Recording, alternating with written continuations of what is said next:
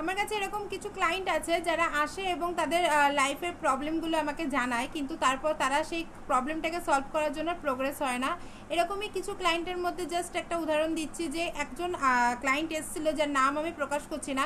তার ওয়াইফ কিন্তু অলরেডি একটা ম্যারি করে রেখেছে, ঠিক আছে, অলরেডি একটা ম্যারি করে রেখেছে এবং তাদের 5 বছরের ম্যারিড লাইফে মাত্র প্রথম 2 বছরই ওয়াইফ তার সাথে ছিল এবং তারপর থেকে ওয়াইফ চলে গেছে তার আগের প্রেমিকের কাছে এবং তার সাথে বিয়ে করে এখন সুখে শান্তিতে বাচ্চা কাচ্চা জন্ম দিয়ে 1.5 বছরে বাচ্চা জন্ম দিয়ে সেখানে বসে রয়েছে।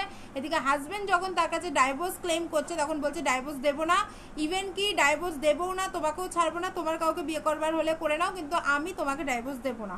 মানে এটা ওয়ান কাইন্ড অফ জোর জুলুম। এই সমস্ত ধরনের জোর জুলুম থেকে বাঁচার জন্য কিন্তু আইন ব্যবস্থা আছে। তুমি যতই স্মার্ট হয়ে যাও, যত কিছু হয়ে যায়, ইন্ডিয়ার মধ্যে থাকতে গেলে কিন্তু ইন্ডিয়ান আইন ব্যবস্থাটাকে মেনে চলতে হবে।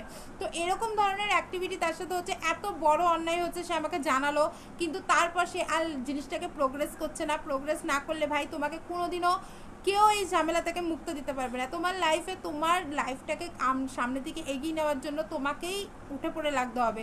একটা ভাতও থালায় আসার পর সেটাকে হাতে করে চামচে করে না তোলা পর্যন্ত মুখে যায় না।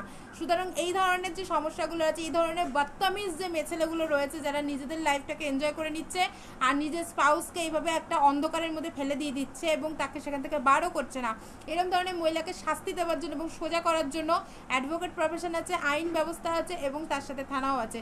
অবশ্য করেই আইনি প্রশাসনের সাহায্য নিন, আপনাদের এই সমস্ত রকম বিপদ থেকে অবশ্য করে আপনারা মুক্ত পাবেন।